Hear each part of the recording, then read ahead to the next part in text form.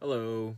So in this video, I want to talk about who should lease a car and who should buy a car.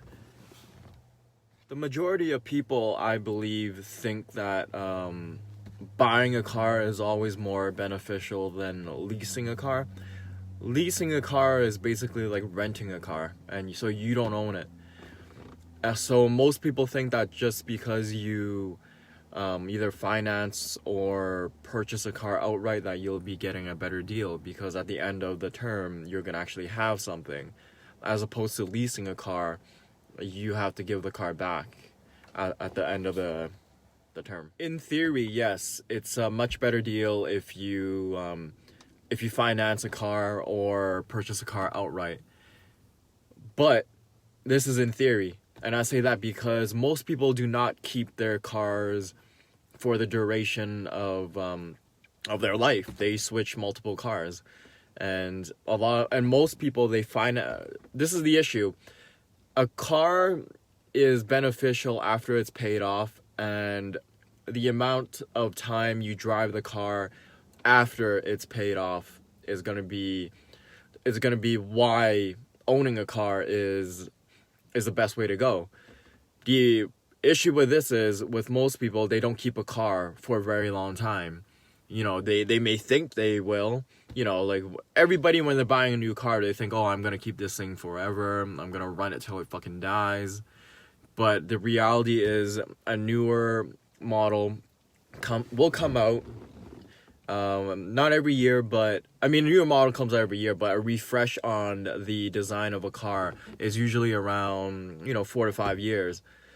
So when you finance a car, you have to basically realize that you have to keep this car for the duration of the financing term, and after that, that's when it's going to be beneficial to you.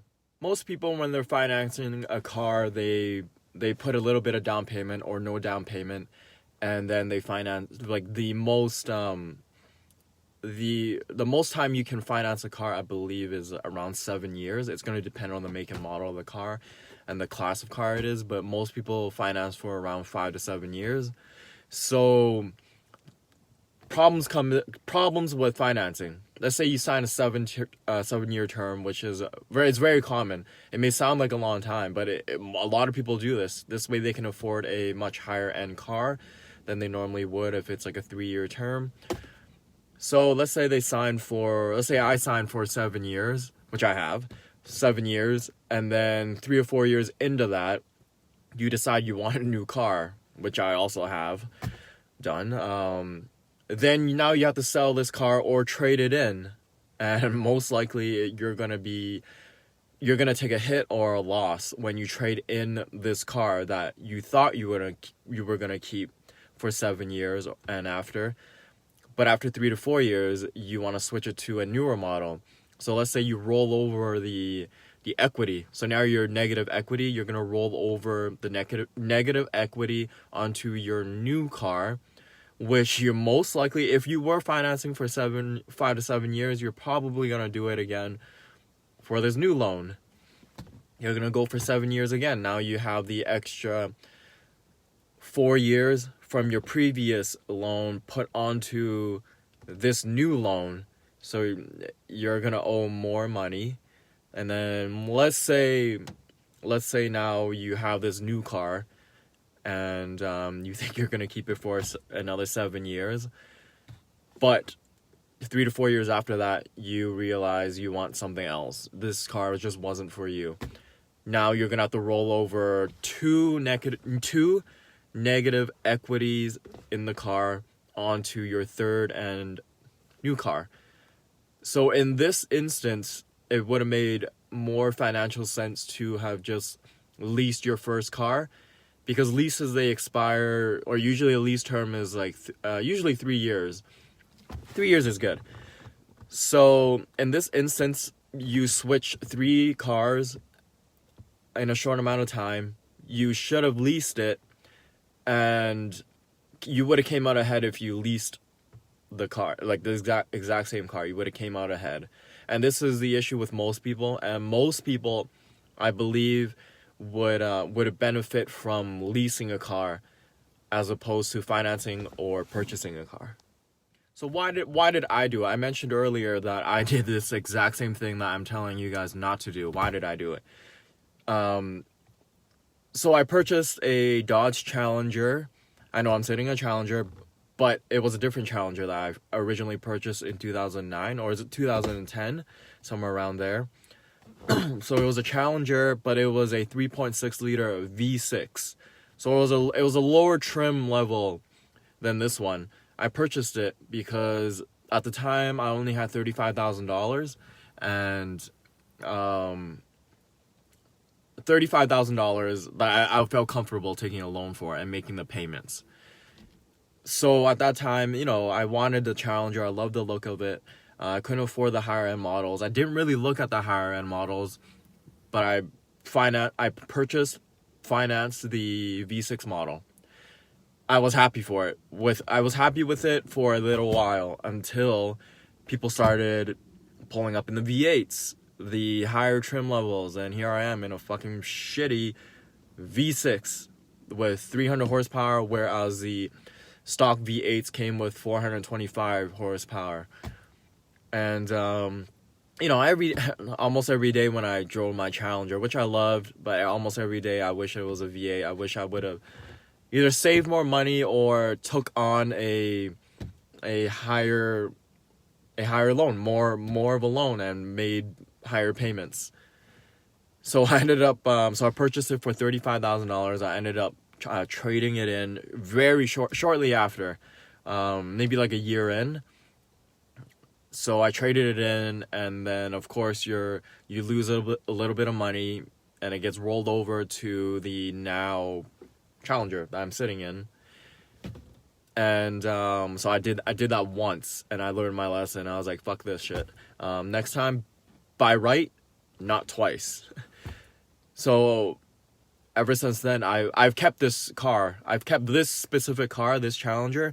I've kept it since 2011, or this is a 2010 Challenger. And I've kept it ever since. And I don't really think about trading this thing in because I love it. But that's my own experience of how I would have saved money if I would have just went for the higher trim model. I guess that's a little bit different than most. Well, actually, a lot of people do that too. They buy the lower end model, finance it, and then a couple years in, they do want to trade it for something else and lose some money. Except some people, they repeat the same mistake, and that's the issue. All right, so how did financing and purchasing this Dodge Challenger benefit me compared to leasing? Leasing, I would have had to give it back within 3 years, and as you know, this is 2010. Oh, this Challenger is 2010, and now it's like 2020. So now this Challenger is it's completely paid off. No more car payments, and from the point that you pay off your car to the point that, I guess, to your current status of if you're driving the car, you're benefiting. Just no car payment. If you're leasing a car, you're gonna have to repeat leasing, and you're always gonna have a car payment stuck with you. So now that's how it benefits me. How this benefited me, completely paid off. And you can use that money for other shit, you know, like watches or other cars. So yeah, the duration that you kept the car after the financing term is over is where you're gonna benefit from. Okay, so why is leasing better now? Well, first of all, the benefit of leasing is you'll have an active warranty on all the cars that you lease.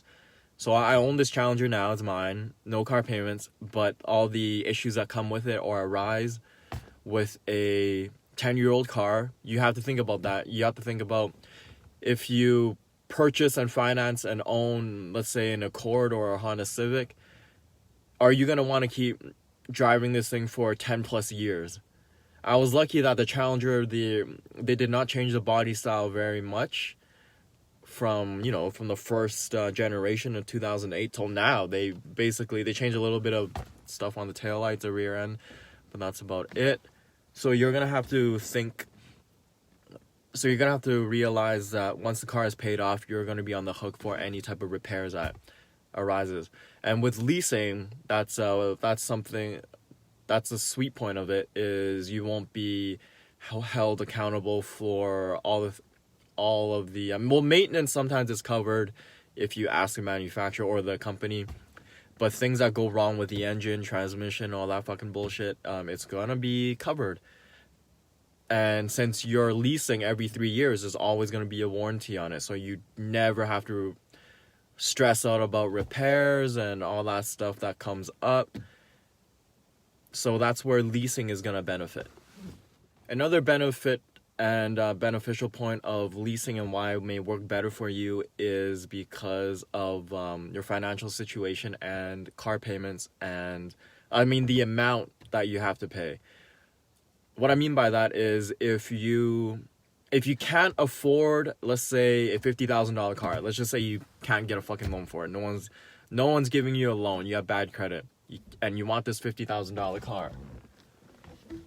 And oh, sorry, I'm back.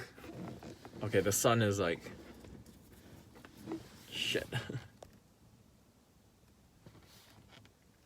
It's a very sunny day today.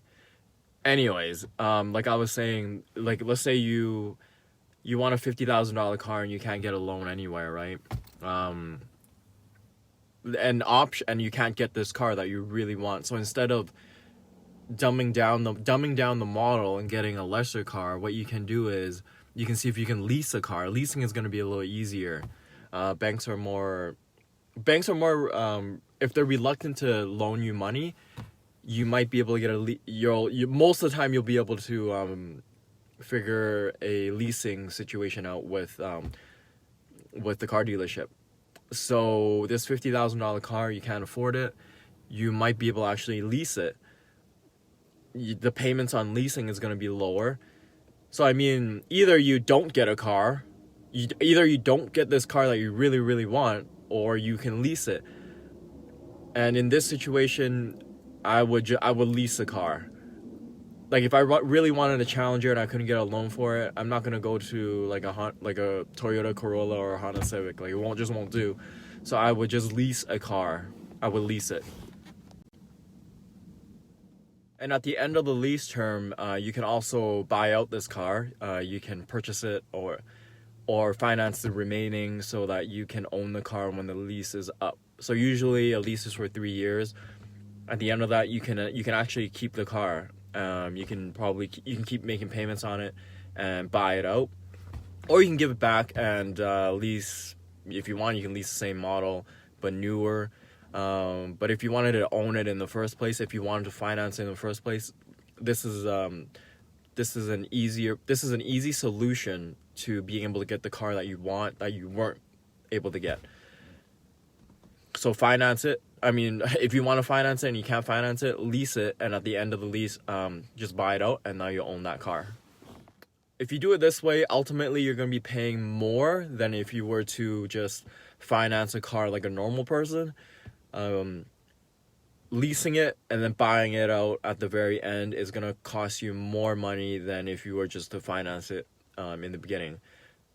But if this is your only option, then you should take this option. I mean, what's the alternative?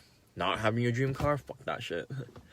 Anyways, hopefully you learned a little bit of some of the good points of leasing and some of the good points of financing a car, and you can make an informative decision on what you should do for your next car purchase. Peace.